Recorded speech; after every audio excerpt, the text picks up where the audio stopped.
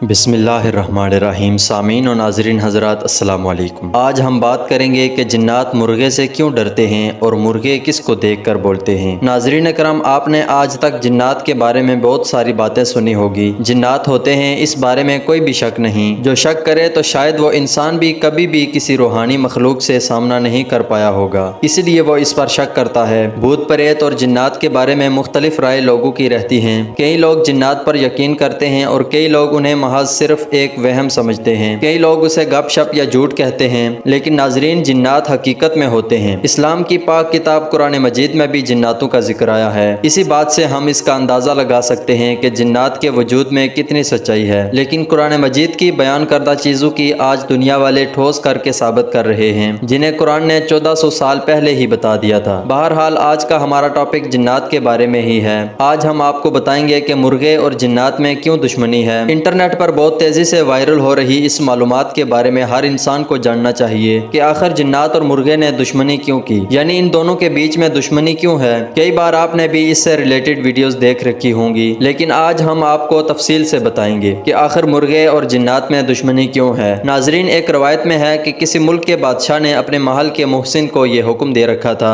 کہ صبح مرغے کی اذان سننے کے بعد، یعنی مرغا جو بانگ دیتا ہے، اس کے سننے کے ٹھیک بعد اذان دے دیا کرو۔ اب محسن ایسا ہی کرتا تھا، لیکن ایک دفعہ ایسا ہوا کہ اس معصوم مرغے نے بے وقت ہی ایک مرتبہ اذان دے دی، اور محسن کو بادشاہ سلامت نے حکم دے رکھا تھا، تو اس نے بھی حکم کی تعمیل کی اور مرغے کی آدھی رات کی آواز کو سنتے ہی محسن نے خود بھی اذان دے دی، جس کی وجہ سے لوگوں کو فجر کے وقت سے پہلے ہی بیدار ہونا پڑا، کیونکہ مرغے نے رات میں ہی اذان یعنی بانگ دے دی تھی۔ تو محسن صاحب نے اذان دی اور لوگ جاگ گئے، اور اس غلطی کی وجہ سے بادشاہ نے محسن کو موت کی سزا دے دی۔ اور جب یہ خبر بادشاہ کی لاڈلی شہزادی تک پہنچی، جو کہ بادشاہ کو بہت عزیز تھی، تو اس نے بادشاہ سلامت کو ایک خط لکھا، اور اس خط میں یہ لکھا کہ اس سزا کا حقدار تو مرغا ہے، اذان دینے والا سزا کا حقدار کیسے ہوا۔ اور ناظرین، یہ بات کئی بار دیکھی گئی ہے کہ مرغا کئی مرتبہ بے وقت ہی بانگ یعنی اذان دے دیتا ہے، تو پھر کیا ہم اس پر بھروسہ کر سکتے ہیں؟ تو آج کی اس ویڈیو سے ہم حضور اقدس صلی اللہ علیہ وسلم کی حدیث مبارکہ سے جاننے کی کوشش کریں گے کہ مرغے کے بانگ یعنی اذان دینے میں آخر کیا حکمتیں پوشیدہ ہیں۔ ناظرین، ایک مرتبہ حضرت علی رضی اللہ تعالیٰ عنہ سے ایک شخص نے سوال کیا، یا علی، ہمیں بتائیے کہ آخر مرغا اونچی آواز میں اذان کیوں دیتا ہے؟ یہ سن کر حضرت علی نے ارشاد فرمایا، اے شخص، یہ خوب جان لے کہ اس کائنات اور حسن قائم زمین ہم انسانوں کی پیدائش سے لاکھوں سال پہلے آباد تھی، اور اس زمین پر اس وقت جنات رہا کرتے تھے جب اللہ تعالیٰ نے چاہا کہ زمین پر حضرت آدم کو اتارا جائے، تو اس وقت ان جنات جو اس وقت زمین پر موجود تھے، ان تمام جناتوں کو یہ حکم دیا کہ تم لوگ اب صرف رات تک ہی جاگو، یعنی رات کے وقت تک تم محدود ہو جاؤ۔ اور اس وقت یہ مرغا جو کہ پرندے کی شکل میں ہوا میں اڑا کرتا تھا، اور اس مرغے کے اڑنے کی طاقت ختم کر دی گئی اور اس کی آواز کو مزید بلند کر دیا گیا، اور اس مرغے کو یہ ذمہ داری سونپی گئی تھی کہ یہ رات کو ختم ہونے تک، یعنی جب رات ختم ہو جائے، صبح کا وقت قریب ہونے پر بانگ دے، یعنی اذان دے کر نہ صرف اللہ تعالیٰ کے بندوں کو اللہ کی عبادت کے لیے بیدار کرے، بلکہ انسانوں کے ساتھ ساتھ یہ بانگ دے کر، اذان دے کر جناتوں کو بھی خبردار کر دے کہ صبح ہو چکی ہے، یعنی کہ اب جناتوں کا وقت ختم ہو چکا ہے اور انسانوں کو بھی فجر کے لیے اٹھنا ہے، تو اب یہ تمام جنات پردے میں چلے جائیں۔ ناظرین، اس کے بعد اس شخص کو جواب دیتے ہوئے حضرت علی نے یہ بھی فرمایا کہ یہ اللہ تعالیٰ کی وہ مخلوق ہے کہ جسے اللہ تعالیٰ نے جناتوں اور فرشتوں کو دیکھنے کی صلاحیت سے نوازا ہے، یعنی کہ جو مرغا ہوتا ہے وہ جناتوں اور فرشتوں کو دیکھ سکتا ہے، جبکہ اسی مرغے کی آواز میں اللہ تعالیٰ نے اتنا زیادہ رعب اور اتنا اثر رکھا ہے کہ جنات بھی اس کی آواز سن کر، جو صبح صبح بانگ دیتا ہے یا رات کو بانگ دیتا ہے، اس کی آواز سن کر جنات بھاگ جاتے ہیں۔ اس کے بعد حضرت علی رضی اللہ تعالیٰ عنہ نے اس شخص کو یہ نصیحت فرمائی کہ جب تم دیکھو کہ کسی انسان پر جن کا سایہ ہے تو کوشش کیا کرو کہ اس شخص کو مرغے کی آواز سنائی جائے، اور امید یہی رکھو کہ جنات جو اس شخص کے اندر موجود ہیں وہ ایک مرغے کی آواز سن کر اس کا جسم چھوڑ کر بھاگ جائے۔ اور ناظرین، اس کے علاوہ ہمارا یہ ایمان ہے کہ اللہ تعالیٰ نے اس دنیا میں کسی بھی چیز کو بے مقصد پیدا نہیں فرمایا ہے، اور اگر ہم اس کے بعد مرغے کی زندگی پر نظر ڈالیں تو حضرت علی رضی اللہ تعالیٰ عنہ کے اس قول کے مطابق نہ صرف یہ مرغا شیطان کو بھگانے کے کام آتا ہے، بلکہ یہ انسانی خوراک کے لیے گوشت پیدا کرنے کا ایک انوکھا ذریعہ بھی ہے۔ شاید یہی وجہ ہے کہ بزرگان دین نے بھی اس نیک صفت پرندے کو اپنے گھروں میں پالنے کا حکم دیا ہے تاکہ اس مرغے کی موجودگی میں جنات سے محفوظ رہ سکیں۔ پیارے دوستو، صرف یہی نہیں بلکہ ہمارے پیارے نبی صلی اللہ تعالیٰ علیہ وسلم کی احادیث مبارکہ بھی مرغے کی اہمیت کو بیان کرتی ہے۔ مثال کے طور پر نبی کریم صلی اللہ علیہ وسلم نے ارشاد فرمایا کہ جب بھی مرغے کی بانگ سنو، مرغے کی اذان سنو تو اللہ تعالیٰ سے اس کے فضل کا سوال کرو، کیونکہ مرغا فرشتوں کو دیکھ کر ہی اذان دیتا ہے۔ اور آگے آپ نے مزید فرمایا کہ جب گدھے کی آواز سنو تو اللہ تعالیٰ سے پناہ مانگو، کیونکہ وہ شیطان کو دیکھ کر، شیطانی قوتوں کو دیکھ کر ہی اپنی آواز بلند کرتا ہے۔ اور ایک اور جگہ ارشاد فرمایا کہ سب سے بری جو آواز ہے وہ گدھے کی آواز ہے۔